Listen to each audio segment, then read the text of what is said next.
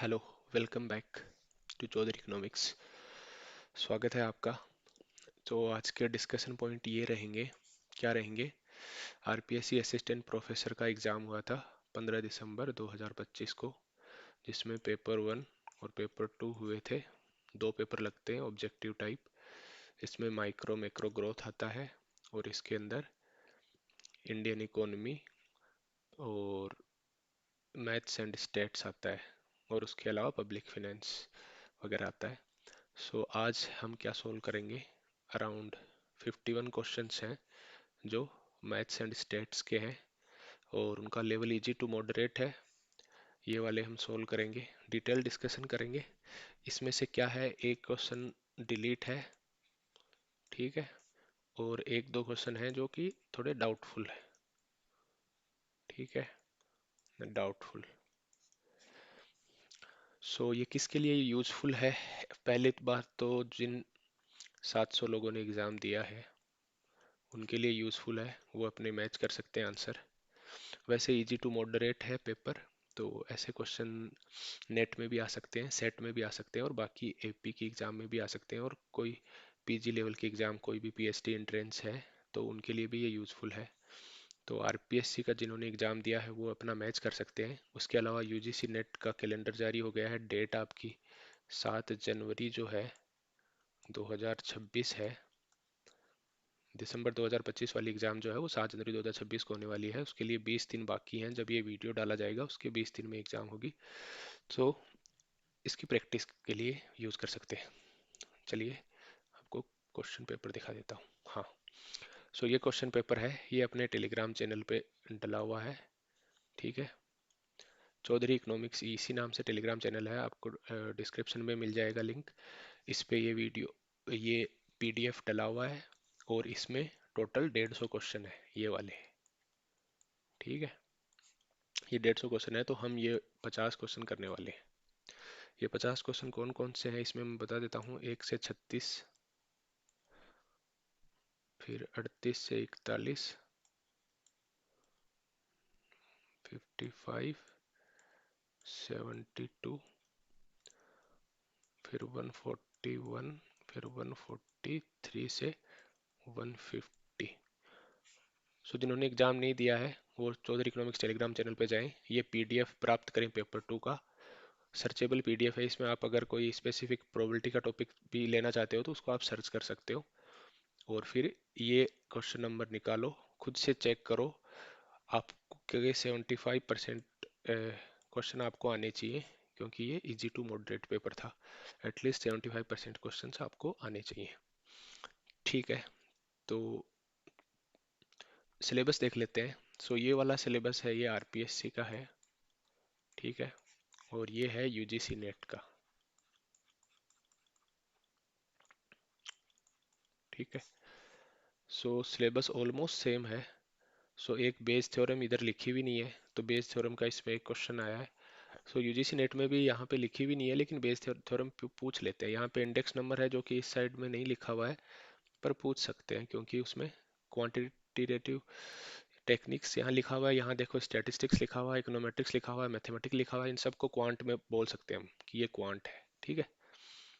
और जैसे एक स्पेसिफिक टॉपिक है एसोसिएट ऑफ एट्रीब्यूट्स, इसका एक क्वेश्चन है, ये आरपीएससी में है, और इसका कभी नेट में क्वेश्चन नहीं पूछा है। तो उसके अलावा एग्जैक्टली 99% सेम सिलेबस है, ठीक है। तो चलते हैं पेपर पे। सो पहला क्वेश्चन, ये रिग्रेशन का क्वेश्चन है। रिग्रेशन की इक्वेशन जैसे आपको पता होगा, y माइनस, एक सेकेंड, y बार, और यहाँ पे कुछ इसका गुणांक या बोल सकते हैं कोफिशिएंट आता है, और फिर x माइनस एक्स बार, ठीक है। सो इसको मैंने सोल्व करके रखा हुआ है। सो मैं सोल्व करके लाया हूँ, उनको दिखाऊंगा क्वेश्चंस को। सो ये है पहला क्वेश्चन। तो उसमें अपने को x बार दिया हुआ है, y बार दिया हुआ है, सिग्मा x यानी वेरिएंस दिया हुआ है, सिग्मा y इसका वेरिएंस दिया हुआ है y का, और ये रिग्रेशन कोफिशिएंट, कोरिलेशन कोफिशिएंट जो रिग्रेशन का होता है r, आर जो होता है ये बीटा एक्स वाई और बीटा वाई एक्स। ठीक है। सो अपने पास इक्वेशन होती है एक X minus X bar beta X Y Y minus Y bar, या इसको ऐसे भी लिख सकते हैं Y minus Y bar beta Y X X minus X bar. ठीक है। आई थिंक ये इंटरचेंजेबली लिख सकते हैं। तो ये इक्वेशन में अपने को एक्स बार दिया हुआ है, वाई बार दिया हुआ है, वाई भी दिया हुआ है, तो अपने को एक्स निकालना है। क्या निकालना है? एक्स निकालना है यहाँ से। सो एक्स निकालने के लिए क्या करेंगे, पहले ये वाला हम कैलकुलेट कर रहे हैं, ऊपर वाली इक्वेशन से ये वाला कैलकुलेट कर रहे हैं बीटा एक्स वाई। इसकी इसका फॉर्मूला होता है आर, ये 0.8 sigma X Y sigma Y, तो ये डालने पे 1.12 आएगा। फिर इस इक्वेशन में अगर हम यहाँ इस इक्वेशन में ये रख देंगे तो एक्स की इसकी वैल्यू आ जाएगी 67, वाई माइनस वाई बार जो है 60, वाई माइनस वाई बार है 70 माइनस 65 जो कि 5। ठीक है। और x का है 67, 67 ये हो गया और ये 5 हो गया और ये 1.12 जो हमने कैलकुलेट करा था वहाँ रख दिया, तो इसका 72.6 आंसर आएगा। ठीक है, 72.6। सो बेसिकली ये वाले इक्वेशन में इनकी वैल्यू रखने से आ जाएगा ये। आई होप मैंने ज़्यादा कॉम्प्लिकेट नहीं किया हो। सेकंड क्वेश्चन पे चलते हैं। The rank correlation coefficient between marks obtained by some students in statistics and economics is 0.8। ठीक है, रैंक कोरिलेशन कोफिशिएंट अपने पास इसका कुछ ऐसे करके एन और एन स्क्वायर माइनस वन ऐसे कुछ करके फॉर्मूला होता है, आपको याद आ रहा होगा थोड़ा बहुत, अभी दिखाऊंगा मैं उसका। और total square of rank difference is 33, तो नंबर ऑफ स्टूडेंट्स क्या है। तो चलते हैं नेक्स्ट स्लाइड पे। सो ये स्पीयरमैन रैंक है जो कि ऑर्डिनल होती है, ऑर्डिनल कोरिलेशन, जिसमें हम केवल ऑर्डर कर सकते हैं, चाहे रैंक दे सकते हैं, उसके लिए एक कोरिलेशन का फॉर्मूला है। तो उसमें फॉर्मूला ये होता है, इसमें ये दिया हुआ है आर एस, इनका स्क्वायर दिया हुआ है, ये वाली चीज़ दी हुई है और एन निकालना है। तो यहाँ पे पुट कर दी वैल्यू, यहाँ पे 33 दिया हुआ है स्क्वायर, ये देखो total of squares of rank difference is 33, ये दिया हुआ है, ये यहाँ रख देंगे। तो N N square minus one की वैल्यू आ जाएगी 990। अब ऑप्शन के वाइज हम इसको डायरेक्ट सोल्व भी कर सकते हैं या ऑप्शन रख के भी दे सकते हैं। अपने को पता है कि इकाई का अंक, यूनिट वाला अंक 0 है, तो इन दो में से होगा, है ना, एन गुणा एन स्क्वायर माइनस वन। तो यहाँ पे 10 रखेंगे तो ये मैच कर जाएगा, सेटिस्फाई कर जाएगा। तो इसका आंसर होगा ये 10। ठीक है, नेक्स्ट पे चलते हैं। Which statement is correct in the following? Regression coefficient are independent of change of origin and scale both. So origin से इंडिपेंडेंट होते हैं जरूर और स्केल से नहीं होते हैं। R independent of origin but not in the change of scale. तो ये इसका ये ऑप्शन हो जाएगा सेकंड। ये वाला स्टेटमेंट जो है वो आगे भी क्वेश्चन में आएगा। सो पेपर में कई बार क्या है, कोई एक स्टेटमेंट है वो रिपीट हो जाता है, तो उसको ध्यान में रखना है। तो उस टाइम पे हम अच्छे से डिस्कस करेंगे कि ये स्केल पे क्यों चेंज नहीं होता, ओरिजिन का क्या मतलब है। ओरिजिन का मतलब है कि इक्वेशन में प्लस माइनस करोगे तुम, तो रिग्रेशन का जो कोफिशिएंट है, जो अभी हमने कोफिशिएंट देखा था राइट, यहाँ पे ये वाला, इसको रिग्रेशन का कोफिशिएंट बोलते हैं।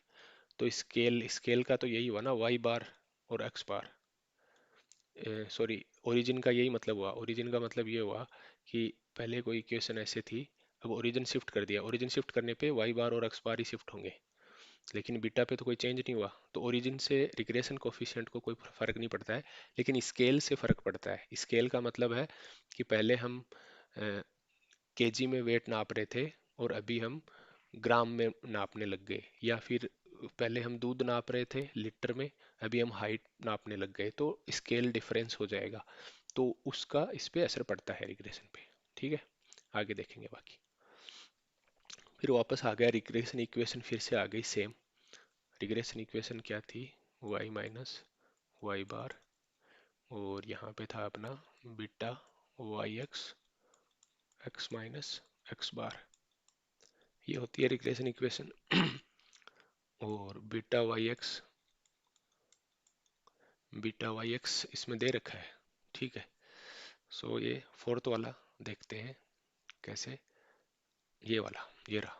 सो Y minus Y bar beta Y X X minus X bar दे रखा है, वाई बार दे रखा है, बीटा वाई एक्स दे रखा है तो फॉर्मूले में रख दो, ये आंसर आ जाएगा माइनस 0.658, प्लस का 58 आएगा ना, हाँ प्लस का 58, तो ये ऑप्शन हो जाएगा इसमें। फिर चलते हैं ये वाला क्वेश्चन में। देखो मैं बोल रहा था कि ये स्टेटमेंट आएगा, जो थर्ड क्वेश्चन है वो यहाँ पे आ गया। तो स्टेटमेंट, चार स्टेटमेंट दे रखे हैं अपने पास, इनमें से देखना है कि क्या पहला करेक्ट है या पहले दो है, तीसरा दूसरा तीसरा है या चारों करेक्ट है, ठीक है। Coefficient of correlation is a unit free measure, हाँ अपने को पता है कोरिलेशन एक यूनिट फ्री मेजर है, यानी -1 से 1 के बीच में होता है।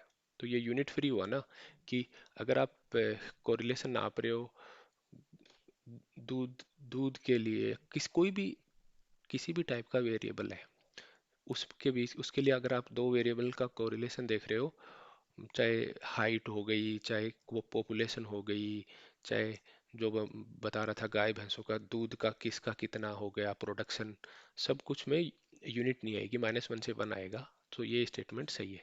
The coefficient of correlation always lies between 0 to 1, तो ये गलत हो गया, -1 से 1 के बीच में होता है। The coefficient of correlation remains unchanged due to change in origin but changes due to change in scale.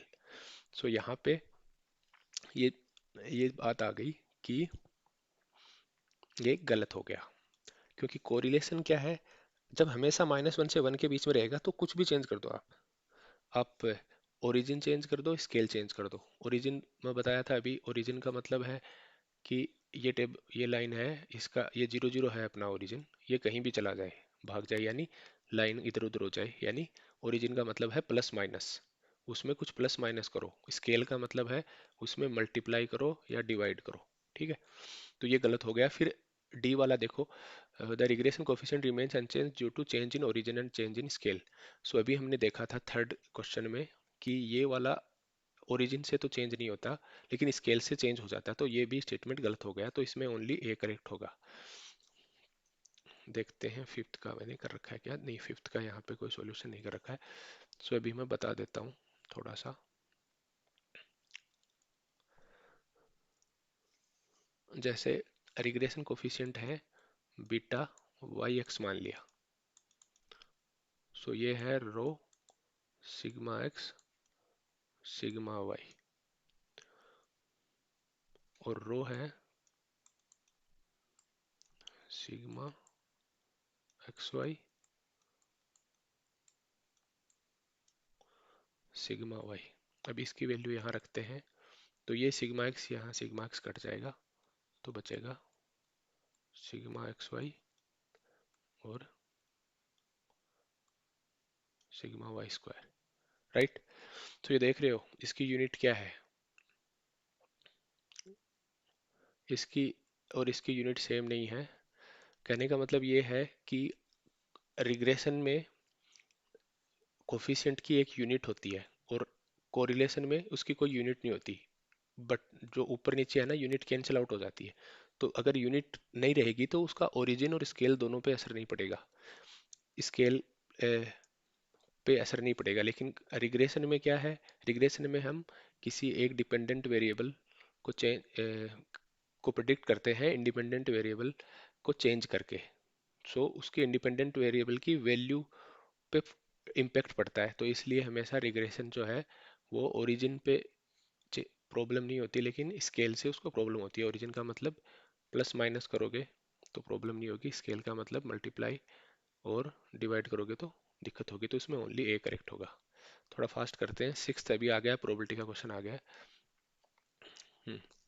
सो अपने अपने को प्रोबेबिलिटी ए नहीं दे रखा है, ए बार, तो हम क्या करेंगे, पहले पी ए निकाल लेंगे, जो होगा 1 - 0.25, जो 0.75 हो गया। फिर आ गया प्रोबेबिलिटी ए इंटरसेक्शन बी, दे रखा है 0.15, और अपने को निकालना है ए इंटरसेक्शन बी नहीं। तो प्रोबेबिलिटी जब भी आए ऐसा, तो वेन डायग्राम बनाओ, ये ए है और ये बी है, ठीक है।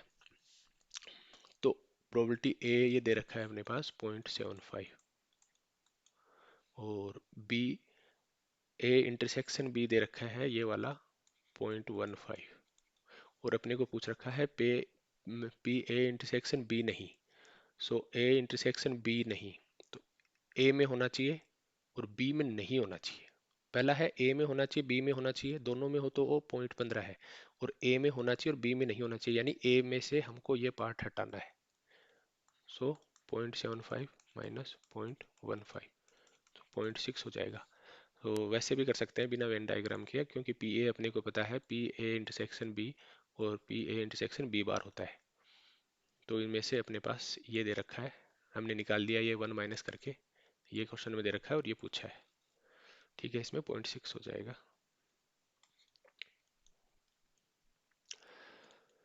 फिर ये सेवंथ क्वेश्चन आया है, in a single linear regression if both regression coefficients. ये देखो यही अभी रिग्रेशन कोफिशिएंट्स की बात हो रही है, सारे यही क्वेश्चन आ रहे हैं रिग्रेशन पे।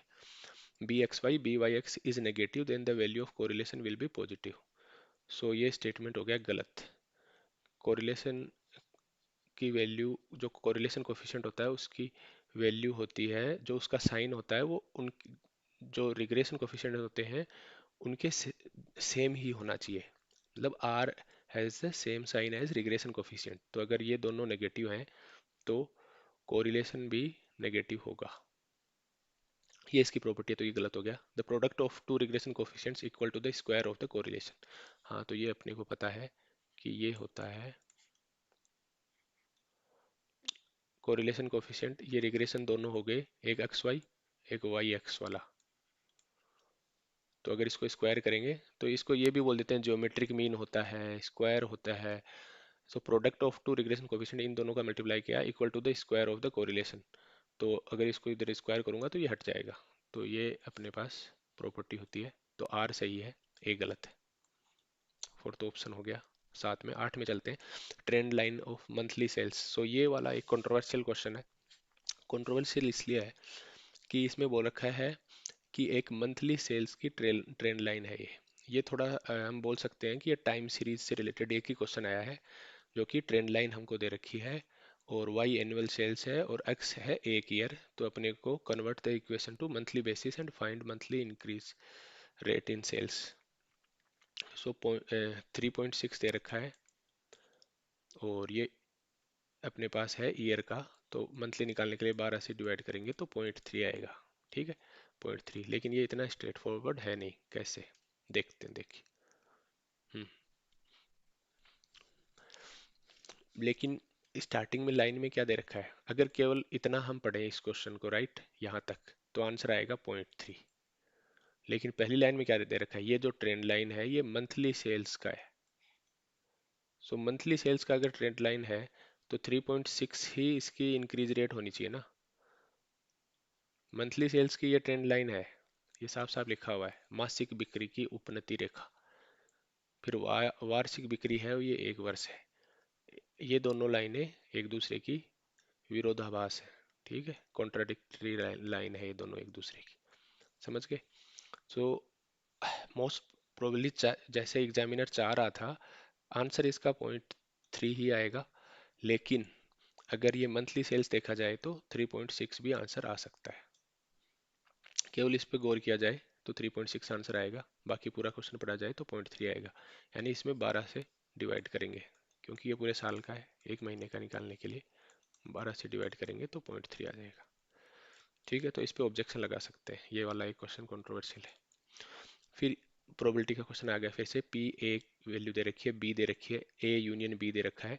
तो अपने को पता करना है इंडिपेंडेंट इवेंट है, म्यूचुअली एक्सक्लूसिव है, या दोनों म्यूचुअली एक्सक्लूसिव इंडिपेंडेंट हैं, या दोनों में से कोई भी नहीं है। तो अपने को पता है पी ए इंटरसेक्शन बी, धीरे चल रहा है आज तो, पी ए पी बी हो तो इंडिपेंडेंट है, यहाँ दिखा देता हूँ।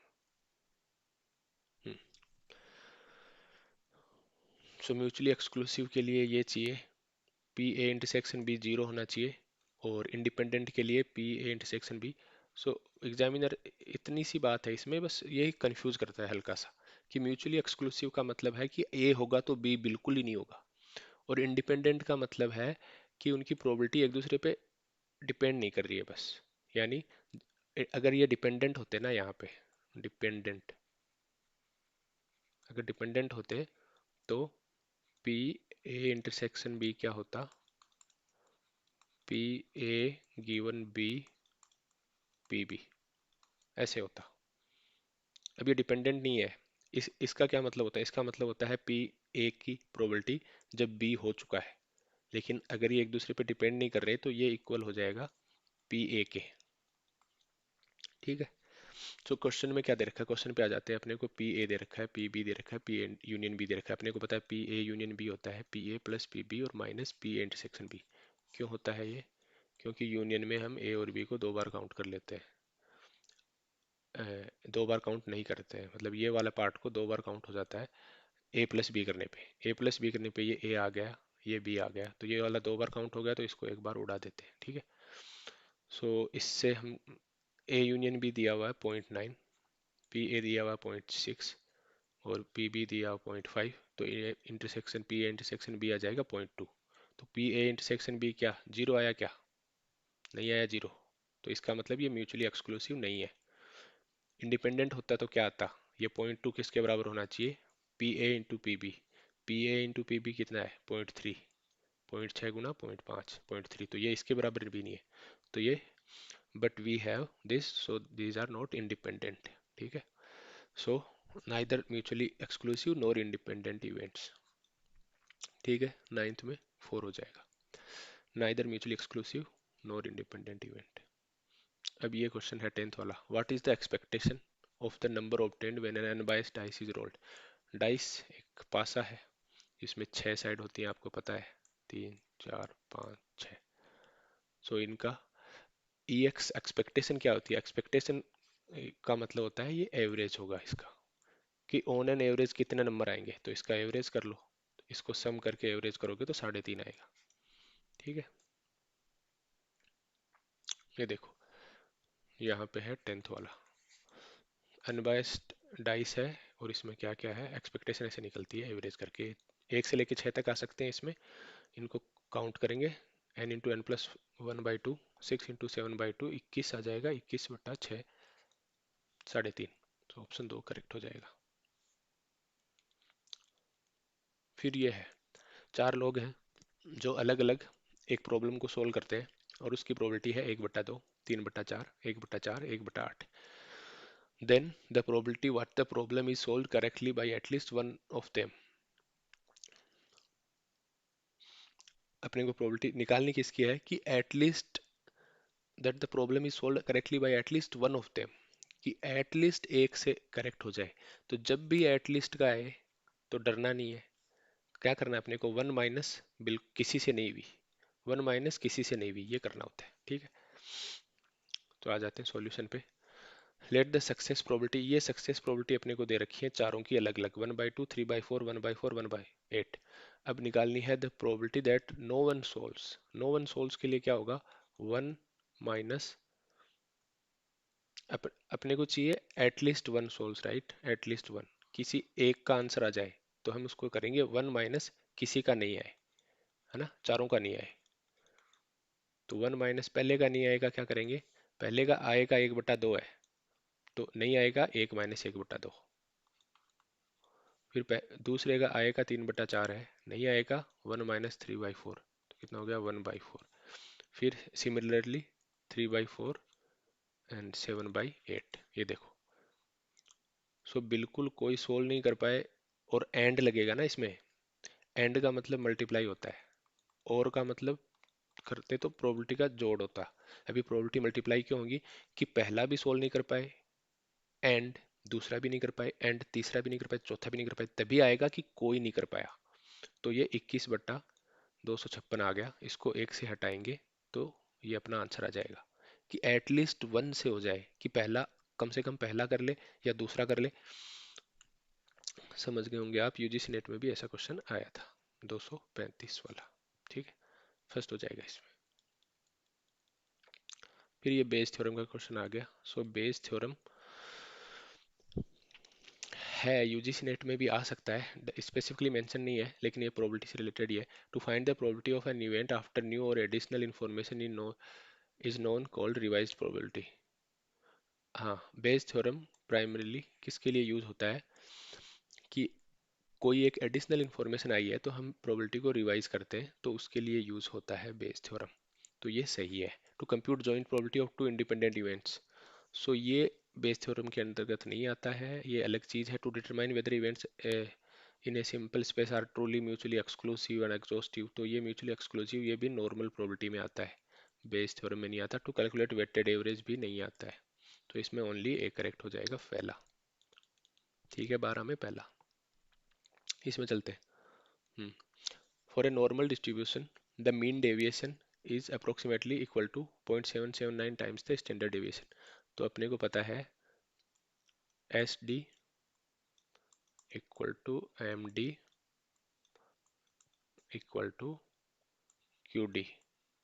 Standard deviation, mean deviation, quartile deviation, और ये होते हैं 4, 5, 6। सो इसने दे रखा है mean deviation is, so M D अकेला निकालेंगे तो 5 इधर चला जाएगा, तो 4/5। तो 4/5 ये अप्रोक्सीमेट होता है 0.8। तो यही दे रखा है मीन डेविएशन जो है 0.8 इंटू एस डी होता है। सो ये सही है स्टेटमेंट।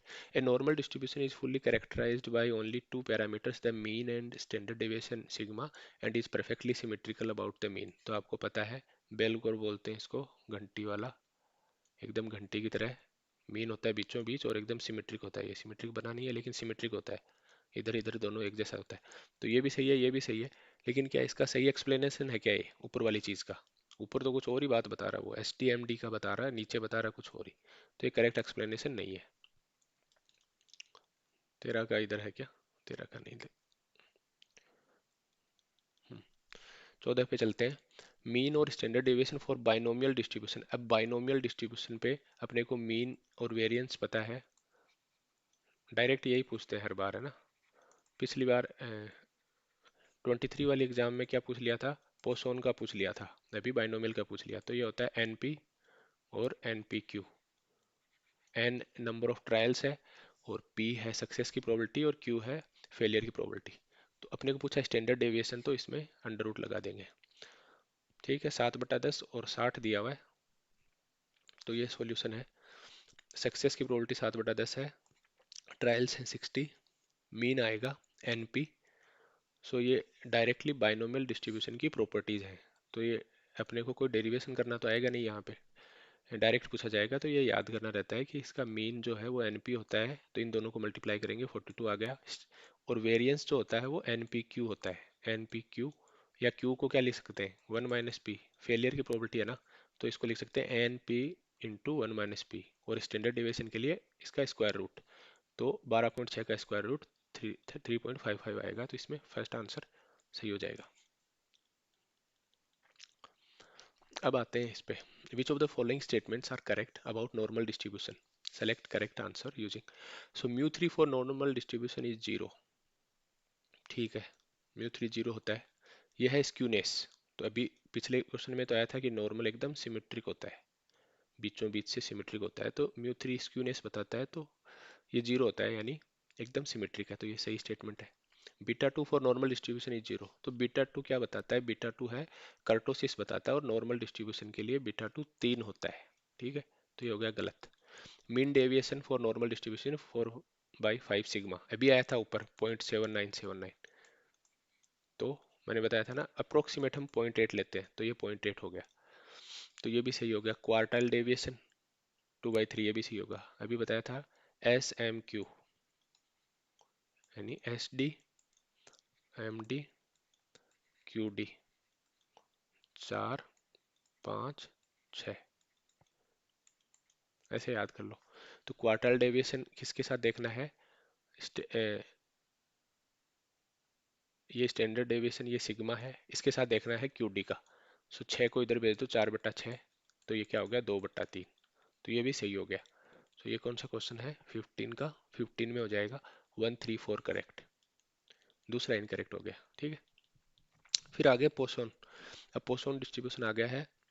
इसमें क्या हो रहा है, उसने बोला है कि पोसॉन में एक्स की वैल्यू 2 और 3 में प्रोबेबिलिटी जो निकालते हैं, प्रोबेबिलिटी मास फंक्शन या प्रोबेबिलिटी डेंसिटी फंक्शन है शायद, उसमें प्रोबेबिलिटी डेंसिटी फंक्शन इसका याद रखना होता है पोसॉन का। पोसॉन में दो ही चीज़ याद रखनी है कि एक तो सी सी होता है मीन वेरिएंस, और स्टैंडर्ड डेविएशन की बात करें एस टी की तो अंडरस्कोर सी हो जाएगा। एक ही पैरामीटर होता है इसमें, और वही पैरामीटर इसका मीन होता है, वही वेरिएंस होता है, और उसमें जो डेंसिटी फंक्शन है वो याद करना होता है। तो इसमें डेंसिटी फंक्शन पे एक क्वेश्चन है कि पी एक्स इक्वल टू 2 और एक्स इक्वल टू 3 पे वैल्यू बराबर है तो स्टैंडर्ड डेविएशन कितना होगा, यानी ये पूछा है अंडरस्कोर सी कितना होगा। तो चलिए वो निकालते हैं। X equal to 2, X equal to 3 बराबर दे रखा है, ये पोसॉन का फॉर्मूला है, ये वाला प्रोबेबिलिटी का। ठीक है, अब अपने को क्या दे रखा है, के, एक्स इक्वल टू के है ना, तो के एक बार 2 रखेंगे, एक बार 3 रखेंगे और दोनों को इक्वेट कर देंगे। तो यहाँ पे हमने 2 रखा है, यहाँ पे 3 रखा है। e की पावर माइनस लेमडा, e की पावर माइनस लेमडा तो कट हो गए ना दोनों तरफ से, यहाँ भी e की पावर माइनस लेमडा, e की पावर माइनस लेमडा। ठीक है, इनको 2 फैक्टोरियल हो गया, 2 3 फैक्टोरियल हो गया, 3 इंटू 2 इंटू 1 6 हो गया, ये तो यहाँ 6 आ गया, ये 2 आ गया।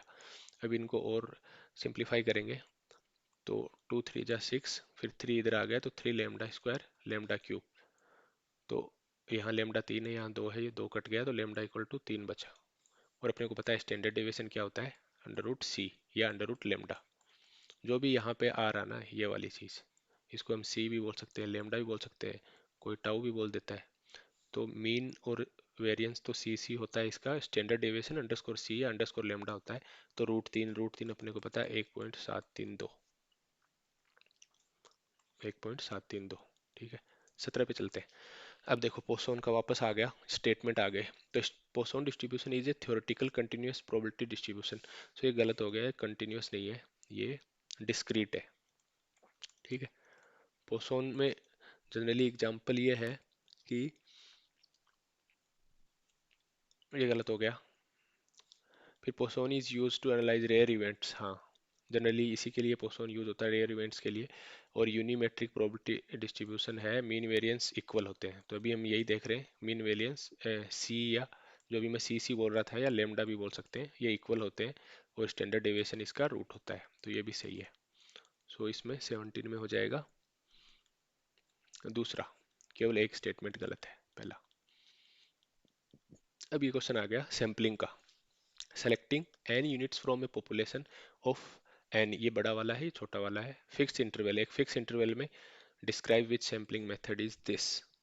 बताओ, ये हो गया सिस्टमेटिक सैम्पलिंग। एक सिस्टम हम फॉलो कर रहे हैं, इसमें क्या होता है, पहला जो स्टार्टिंग पॉइंट होता है वो एक रेंडमली सेलेक्ट करते हैं। ठीक है, स्टार्टिंग पॉइंट रेंडमली सेलेक्ट कर दिया किसी एक पॉपुलेशन में, और फिर फिक्स इंटरवल के बाद बोल सकते हैं, जैसे केथ, या एक फिक्स इंटरवल है के में हम सेलेक्ट कर रहे हैं यूनिट। सपोज अपने पास 100 किलोमीटर का हाईवे है, और उसमें हम कहीं भी बीच में एक बार जाके यहाँ से फिर हर 10 किलोमीटर बाद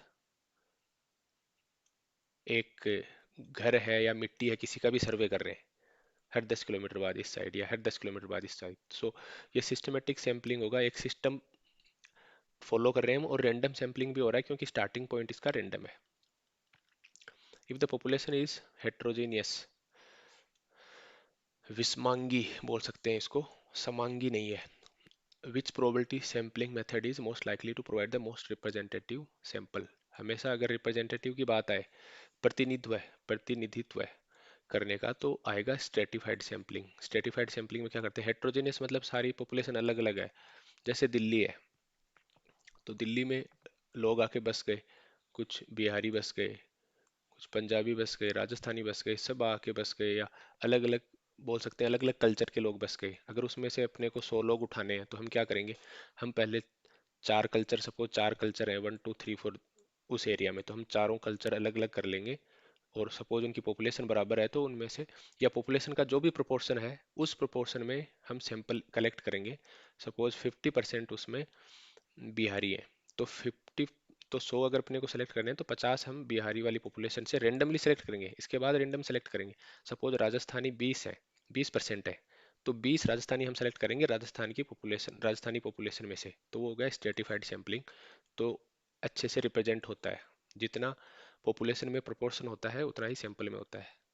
काफ़ी बार पूछी जाती है, ये थोड़ा सा अलग नाम है तो ये काफ़ी काफ़ी पूछा जाता है। ए पॉपुलेशन, 20वें में चलते हैं। ए पॉपुलेशन कंसिस्ट ऑफ 3 यूनिट, एक पॉपुलेशन है जिसमें 3 यूनिट है, मान लेते हैं ए बी सी। अगर हम 2 यूनिट सेलेक्ट करें विथ रिप्लेसमेंट, सो कितने पॉसिबल सैंपल्स हम ड्रॉ कर सकते हैं, तो ये एक simple random sampling with replacement, और एक होता है विदाउट रिप्लेसमेंट। सो इसका सिंपल फॉर्मूला होता है, जैसे ये है विथ रिप्लेसमेंट, तो विथ रिप्लेसमेंट तो n की पावर m होता है, और विदाउट रिप्लेसमेंट होता है NCM, ये फॉर्मूला होता है। बाकी हम बहुत 3 यूनिट दे रखी हैं तो हम डायरेक्ट देख भी सकते हैं कि 2 अपने को निकालनी है, तो पहली बार मैंने क्या करा, ए निकाला। दूसरी बार में क्या आ सकता है, ए निकाला लेकिन रिप्लेस कर दिया ना वापस। 3 बॉल थी ए बी सी, मैंने ए बॉल निकाली, फिर वापस डाल दी, वापस निकालने जा रहा हूँ, तो ए भी तो आ सकता है। तो ए पे कितने आ सकते हैं, पहली बार अगर ए आया तो दूसरी बार बी भी आ सकता है, सी भी आ सकता है, ए भी वापस आ सकता है, तो ये 3 हो गए ना ए के। वैसे ही बी के 3, सी के 3 तो हो गए 9। तो 20वां क्वेश्चन देख लेते हैं। देखो ये 9 पॉसिबल है, ए निकाला तो वापस ए भी आ सकता है क्योंकि हम रिप्लेस कर रहे हैं। तो अगर वो वाला फॉर्मूला भी याद नहीं है 3 का स्क्वायर वाला, तो भी ऐसे करके देख सकते हैं क्योंकि अपने पास 9 ही चीज़ें दे रखी हैं, ए बी सी। तो आप यहाँ पे देख सकते हो 9 पॉसिबल सैंपल। ऐसा का ऐसा क्वेश्चन ये है 2023 RPSC AP 2023, exact same question आया है। इसमें क्या दे रखा है, इसमें 5 यूनिट और 2 निकाल ले, तो मैं बोला था ना स्क्वायर, तो इसका आंसर हो जाएगा 25। और इसमें आंसर क्या था, इसमें 3 यूनिट से 2 निकालने थे, 3 पॉपुलेशन से 2 सैंपल ड्रॉ करने थे, 2 का, तो ये 9, तो इसका आंसर 9। तो देखो एग्जैक्ट क्वेश्चन तो रिपीट नहीं होगा, पर 90% ये कॉन्सेप्ट सेम है। अब ऐसे 5 का 5 तो नहीं दिया, 3 दे दिया, आई थिंक इजी वाला ही हुआ है। फिर ये आ गया अनबायस्ड, कंसिस्टेंसी, एफिशिएंसी, सफिशिएंसी। जो अपने एस्टिमेटर होते हैं बायस्ड, ब्लू जो बोलते हैं उनमें, अनबायसनेस का क्या मतलब होता है, कंसिस्टेंसी का क्या मतलब होता है, एफिशिएंसी का क्या मतलब होता है, सफिशिएंसी का क्या मतलब होता है।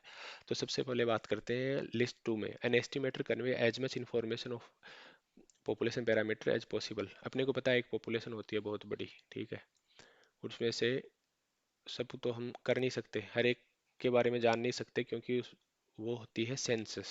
अभी जैसे जैसे इंडिया में होने वाली है 2027 में, तो उसमें बहुत ज़्यादा खर्चा आएगा। अगर आप उसका खर्चा देखो तो कितने 10,000 करोड़, पता नहीं 1 लाख करोड़ कितना खर्चा आ रहा है। तो इतना हर इंसान के पास होता नहीं है, तो वो क्या करता है, सैंपल ड्रॉ करता है। लेकिन सैंपल ड्रॉ करते वक्त भी उसको ध्यान रखना पड़ता है कि भाई पॉपुलेशन को रिप्रेजेंट तो कर रहा है, क्योंकि सैंपल से वो कंक्लूजन निकालते हैं पॉपुलेशन के बारे में। तो अगर सैंपल गलत ड्रॉ किया तो कंक्लूजन गलत हो जाएगा ना, तो पॉलिसी फिर कैसे काम करेगी। सो यहाँ आ जाते हैं, तो पहला वाला क्या है कि as much information as possible, तो ये होता है सफिशियंसी का। फिर है लीस्ट वेरिएंस, सो ये होता है consistency, expected value of an estimate is equal to the population parameter, और सैंपल साइज इंक्रीजेज, ये अनबायस्डनेस का है पहले में डी। सो 21 में हो जाएगा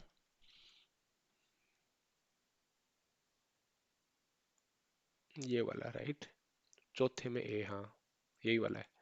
पहले में C, an unbiasedness expected value of an estimate is equal to, हाँ ये अनबायस्डनेस है, सॉरी, और एफिशिएंसी है 2 में डी।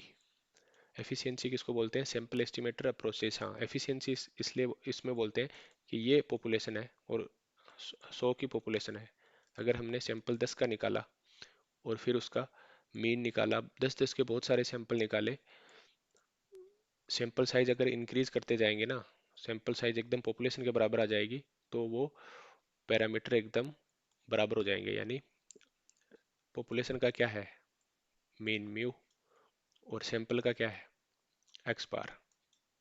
अगर सैंपल की साइज बढ़ाते जाएंगे तो एक्स बार और म्यू ये एग्जैक्ट बराबर हो जाएंगे। तो इसको क्या बोलते हैं, इसको बोलते हैं कंसिस्टेंसी। तो इसमें थर्ड हो जाएगा 21 में। विच of the following is a random sampling techniques. तो कोटा सैम्पलिंग क्या होता है? ये रैंडम सैम्पलिंग नहीं होती है। रैंडम मतलब जिसमें हर एक जो अपने पास पॉपुलेशन में चीज़ें हैं उनमें से किसी एक हर एक की प्रायिकता सैंपल में आने की बराबर हो। ऐसे नहीं कि कोई बायसनेस हो, तो उसको बोलेंगे हम रैंडम सैम्पलिंग टेक्निक। यादृच्छिक होगी ना। कोटा नहीं है, मल्टी स्टेज है, स्नोबॉल नहीं है, और कन्वीनियंस नहीं है। कन्वीनियंस का मतलब तो ये हुआ कि सुविधा अनुसार, कि भाई मैं सैंपल करने निकला घर से दिल्ली के लिए और थक गया थोड़ी दूर जाते ही, फिर रास्ते में जो मिले उन्हीं को बोल दिया कि भाई तुम ही दिल्ली के हो, और उन्हीं का सर्वे लेके आ गया मैं, तो ये हो गया कन्वीनियंस। स्नोबॉल क्या होता है? आपने देखा होगा बर्फ का गोला जो लुढ़कता है तो बड़ा होता जाता है। इसका दिखाऊंगा मैं भी एग्जांपल। मल्टी स्टेज में ये होता है कि प्रोबेबिलिटी सैंपलिंग ही है ये। पहले एक एक पर्टिकुलर दो स्टेज या दो से एक से ज़्यादा स्टेज में ये होती है टेक्निक। और कोटा में स्पेसिफिक एक पर्टिकुलर कम्युनिटी में खुद के बायसनेस के हिसाब से हम सेलेक्ट करते हैं। तो ये भी रैंडम नहीं है। तो इनके नाम दिए होते हैं, ये याद रखने होते हैं। देखो मैं अभी आपको स्नोबॉल वाला दिखाता हूँ। हाँ, पिछला वाला क्वेश्चन के बारे में बता रहा था। हाँ, ये जो है अनबायसनेस, कंसिस्टेंसी, एफिशिएंसी, सफिशिएंसी, ये देखो ये क्वेश्चन भी 2023 एपी का है। सो इसमें अनबायसनेस, गुड एस्टिमेटर अनबायसनेस होती है, कंसिस्टेंसी होती है, सफिशिएंसी होती है, लीनियरिटी की कोई बात नहीं होती। तो इसमें ये क्वेश्चन ये हो जाएगा। सो सिमिलर क्वेश्चन आए हुए हैं। ये देखो स्नोबॉल। आपने देखा होगा कि छोटा सा हम बर्फ का ऐसे गोला लिया, कश्मीर वश्मीर में गए तो, फिर उसको लुढ़काया, तो उसके बर्फ चिपकती चिपकती बड़ा होता जाता है। या आपने देखा होगा जय हो में बोलता है शायद सलमान खान, तीन उंगली करके, कि आप एक जना है वो तीन लोगों को जोड़ो, फिर ये तीन को जोड़ेगा, फिर ये तीन को जोड़ेगा, MLM टाइप। तो इसका मतलब ये है, स्नोबॉल सैम्पलिंग ये होती है, ये होता है रेयर ग्रुप। किसी भी एक ऐसे रेयर ग्रुप के लिए हम स्नोबॉल सैम्पलिंग करते हैं। सपोज अपने को चाहिए दिल्ली के अंदर, अपने को एक पर्टिकुलर हिप हॉप जोनर हो सकता है, ठीक है, हिप हॉप जोनर का कोई सर्वे करना है, ऐसा जो ऐसे गाने का स्टाइल जो बहुत कम लोग सुनते हैं। तो एक बंदा मेरे को मिला, ठीक है, ए। उसको मैंने बोला यार तू ऐसा गाना सुनता है, इसके बारे में 10 क्वेश्चन के आंसर दे। तो उसने 10 क्वेश्चन के आंसर दिए, हमने क्वेश्चनेयर भरवा लिया। फिर हमने पूछा यार तू ये गाने सुनता है तो तुम कहाँ, कहीं पार्टी भी होती होगी, कहीं जाते होंगे, तो ऐसे सुनने वालों को और को भी तू जानता है क्या? बोला हाँ मैं जानता हूँ, बी और सी को। तो हम चले गए बी और सी के पास। तो रेंडम नहीं हुआ ना वो, ये जिसको जानता है इसने बी और सी को बताया, फिर बी जानते होंगे किसी तीन को, तो जानकारी जानकारी में। तो स्नोबॉल का मतलब है, इसको हमने पूछा तो इसके लिपटे हुए थे जो लोग, उनका बस सैंपल लेते गए और बढ़ता गया अपना। तो इसी इसके हिसाब से आप याद रख सकते हो। Which of the following test has a pair of degree of freedom. तो इजी क्वेश्चन है। आपको पता है कि एफ टेस्ट जो होता है उसमें एक न्यूमरेटर होता है, एक डिनोमिनेटर होता है, दोनों की अलग अलग डिग्री ऑफ फ्रीडम होता है। सो जेड में कोई डिग्री ऑफ फ्रीडम नहीं होता है, इसका एक होता है काई का, और काई का भी एक होता है, और टी टेस्ट का भी एक होता है। तो एफ टेस्ट का नहीं होता, दो होता है, ठीक है। अब ये 24वां क्वेश्चन। सो 24वां क्वेश्चन वही है जो मैं स्टार्टिंग में बता रहा था आपको, कि क्या बता रहा था, ये एसोसिएशन ऑफ एट्रीब्यूट। तो ये आरपीएससी में अलग से है, यूजीसी नेट में ये नहीं पूछा जाता है। थोड़ा सा देख लेते हैं बस इसको, कौन सा है 24वां। हम्म। सो इसके और भी क्वेश्चन आ रखे हैं 2023 21 की आरपीएससी में, ये आ रखा है, और 2023 वाली में भी दो तीन क्वेश्चन आए थे। सो ये क्वेश्चन जैसे रिपीट हो रखा है ये वाला ना, इसमें पॉजिटिव स्क्यू आएगा और इसमें कंप्लीटली एसोसिएट आएगा। सो अगर यूल कोफिशिएंट है, एसोसिएशन ऑफ एट्रीब्यूट जो है एक अलग टॉपिक है, जनरली हम पढ़ते नहीं है।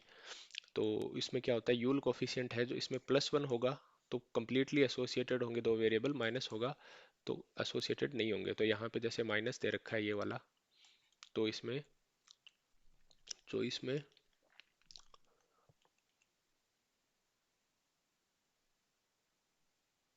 ए का 4, perfect negative association. So perfect positive +1 का परफेक्ट पॉजिटिव होता है और -1 का परफेक्ट नेगेटिव। तो A4 भी मिलाएंगे आप, तो ये दो ऑप्शन होते हैं। फिर इसमें पहले मैं आंसर बता देता हूँ आपको। पहला आएगा ना, A4 B का 3 दे रखा है परफेक्ट पॉजिटिव एसोसिएशन यहाँ पे, और इंडिपेंडेंट जैसे ये हो गया कि अपने पास क्यू यूल का कोफिशिएंट देखो, यूल कोफिशिएंट +1 आने पे परफेक्ट पॉजिटिव, माइनस आने पे परफेक्ट नेगेटिव, और 0 आने पे इंडिपेंडेंस। सो अगर आपको ये दो आते, पॉजिटिव +1 -1 0 का पता होता, तो ये क्वेश्चन हो जाता। तो एक ही क्वेश्चन आया है। तो अगर आप PYQ भी करते ना, तो आपको ये पता होता +1 -1 0 का। ठीक है, नेक्स्ट पे चलते हैं। सो 25वां क्वेश्चन है जेड टेस्ट काई स्क्वायर। सो काई स्क्वायर, ये काई स्क्वायर जो है, कंपेयरिंग टू और more population groups, testing the association independence between two categorical variable. तो इसके लिए काई स्क्वायर यूज होता है इसके लिए। सो ये एसोसिएशन, जो पिछला क्वेश्चन है एसोसिएशन ऑफ एट्रीब्यूट्स का, उसी उसी में होता है कि उनको अगर टेस्ट करना हो अपने दो को, टेस्टिंग द एसोसिएशन और independence between two categorical variable. तो एसोसिएशन एट्रीब्यूट कैटेगोरिकल वेरिएबल के लिए होते हैं। कैटेगोरिकल मतलब जिसमें ऐसे हो कि जेंडर हो मेल फीमेल, या जिसमें ऑर्डर कर सकते हैं हम ऐसे, उनको सॉर्ट वैसे नहीं कर सकते, वैल्यूज नहीं होती उसमें। तो उस टाइप के वेरिएबल जो होते हैं, जैसे जेंडर हो गया, मेल फीमेल हो गया, या जैसे कोई भी साइज अपन जैसे बोलते हैं स्मॉल मीडियम लार्ज, इस टाइप के वेरिएबल हों तो उनको कंपेयर करते हैं। तो उसके लिए काई स्क्वायर यूज होता है। तो सी में 2 आएगा, तो सी में 2 करते ही अपने पास दो ऑप्शन बच जाते हैं। फिर जेड और टी का अपने को पता है, ये 3 और 4 में से होता है। जैसे comparing the mean of two sample when the population standard deviation is unknown और sample size and less than 3, known और ग्रेटर देन 30। और अनोवा वाला एफ में फर्स्ट हो गया, कंपेयरिंग मीन फॉर टू और मोर पॉपुलेशन ग्रुप।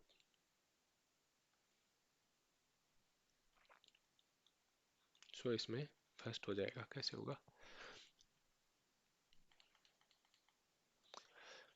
ए में 4, Z test N greater than 30 के लिए होता है, और T test N less than equal to 30 के लिए होता है। सबसे पहले हम यही पढ़ते हैं कि टी टेस्ट इसके मिनिमम वाले के लिए होता है, तो बी में 3 हो जाएगा। तो ऐसे मैच हो जाएगा, आप देख लेना ये वाला। 26 पे चलते हैं। Which of the following statements are correct about matrix multiplication. तो मैट्रिक्स का क्वेश्चन आ गया, आपको मल्टीप्लाई करते हैं तो क्या करेक्ट है या नहीं है। तो matrix multiplication is necessary commutative. Commutative का मतलब होता है एक मैट्रिक्स है, इसको मैंने मल्टीप्लाई किया बी से, सो ये बराबर होगी बी मल्टीप्लाई ए। तो ऐसा तो नहीं होता ना मैट्रिक्स में। मैट्रिक्स में तो अपन रो और कॉलम देखते हैं। यहाँ जैसे ए एम और एन है ना, ए अगर एम और एन की है, यानी इसमें एम रो और एन कॉलम है, तो और इसमें एन रो और पी कॉलम है, तो ये एन एन उठ जाएगा और इसको मल्टीप्लाई करने पे बाद बचेगा एम इंटू पी की बचेगी, राइट? समझ पा रहे हो? तो ये कम्यूटेटिव नहीं होती है, ये गलत है। A row vector post multiplied by a column vector results in a scalar. So अगर एक रो वेक्टर है, इसको कॉलम वेक्टर से मल्टीप्लाई करा, तो हम मैट्रिक्स ऐसे तो मल्टीप्लाई करते हैं इसको इससे। सपोज ये 3 का है और ये भी 3 का है, तो इसमें इसकी क्या होगी डायमेंशन? इसमें रो है 1, कॉलम है 3, इसमें रो है 3, कॉलम है 1। जब इनको मल्टीप्लाई करा तो ये जो अंदर अंदर वाले दोनों हट गए, बचेगा क्या? 1/1। उसको क्या बोलते हैं? स्केलर। तो ये सही है।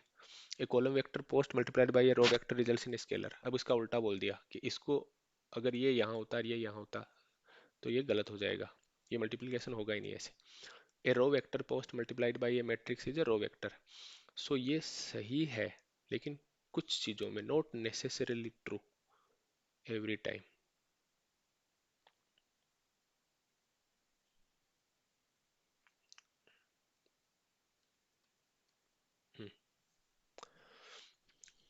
26 में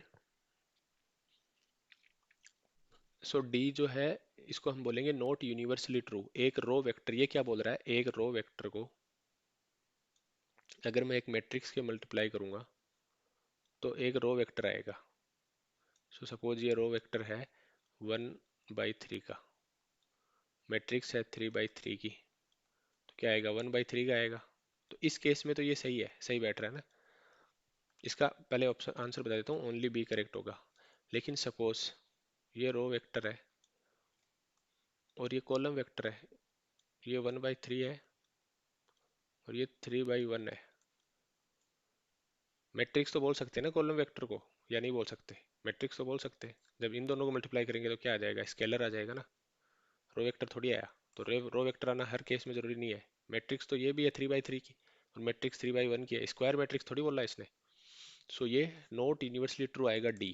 सो बहुत लोगों को कंफ्यूजन होगा कि इसमें बी और डी सही है, लेकिन बी और डी तो यहाँ दे नहीं रखा है, तो डी नॉट यूनिवर्सली ट्रू आएगा, बी और सही होगा इसमें। Which of the following statement about matrices is incorrect? Product of two singular matrix must always be singular. अच्छा, सही लग रहा है। सिंगुलर का क्या मतलब होता है? सिंगुलर का मतलब होता है डिटर्मिनेंट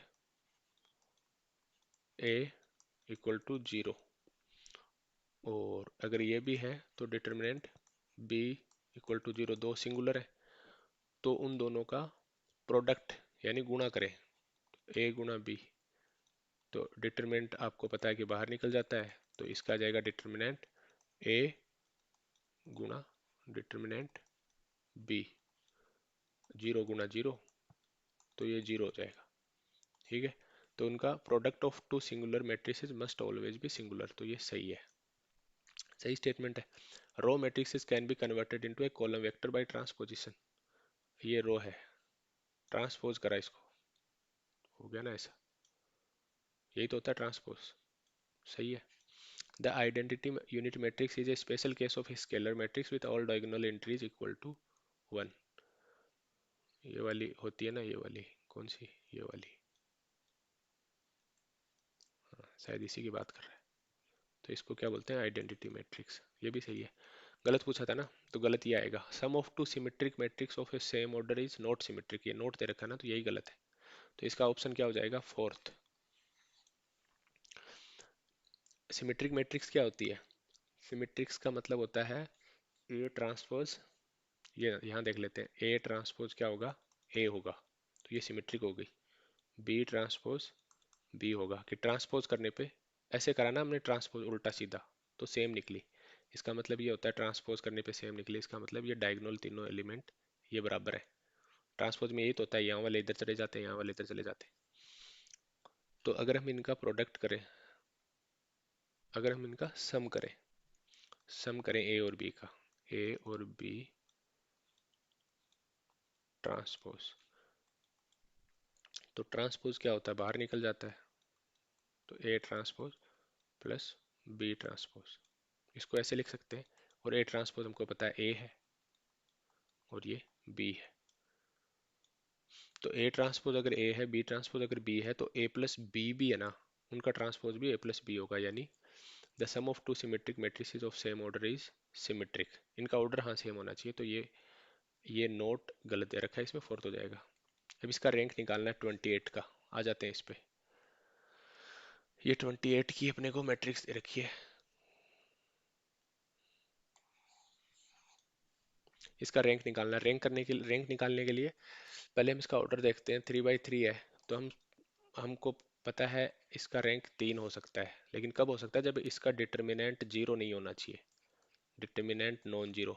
हमने इसका डिटर्मिनेंट निकाला है, यहाँ पे देखो,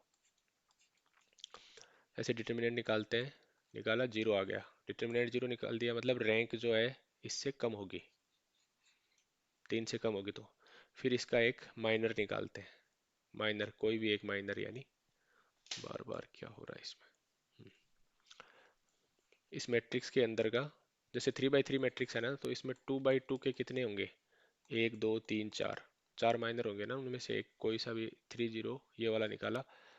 सो at least 1 2/2 minor is non zero, कम से कम एक नॉन जीरो होना चाहिए। तो इसको अगर हमने देखा तो ये 12 आ गया, तो ये नॉन जीरो है, इसका मतलब इसका rank greater than equal to 2 less than 3, यानी इसकी रैंक 2 होगी।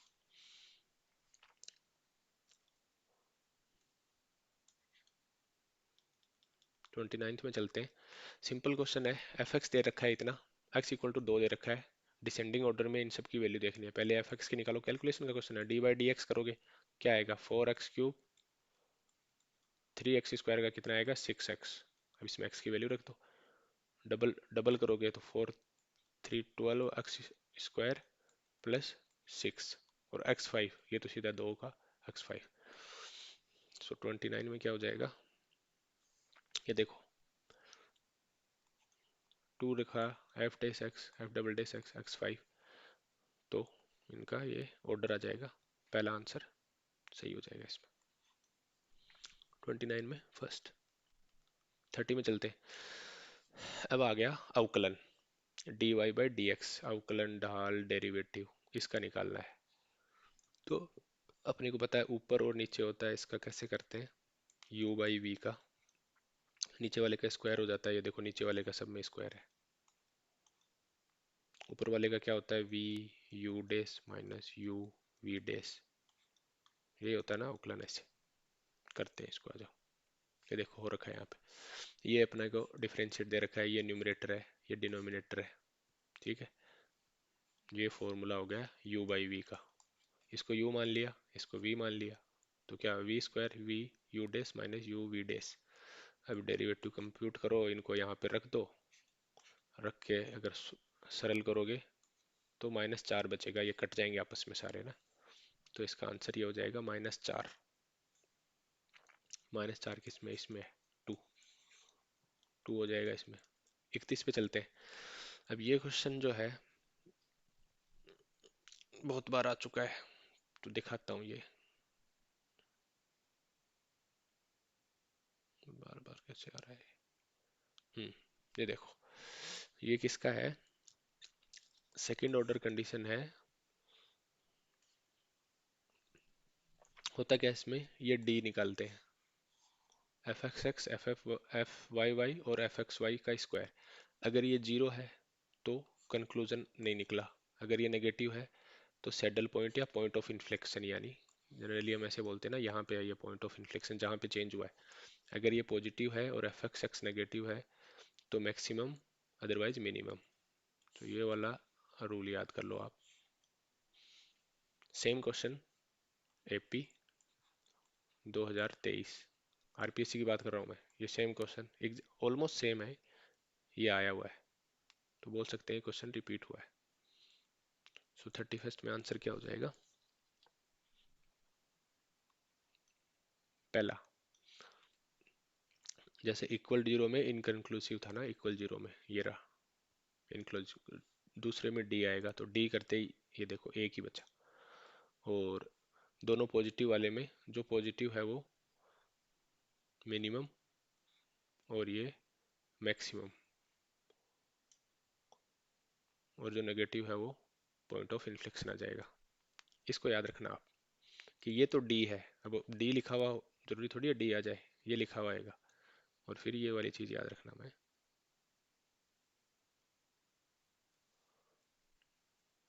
ठीक, आगे चलते हैं। फिर आया एक फर्म का 32 में प्रोडक्शन फंक्शन ये दे रखा है, ठीक है।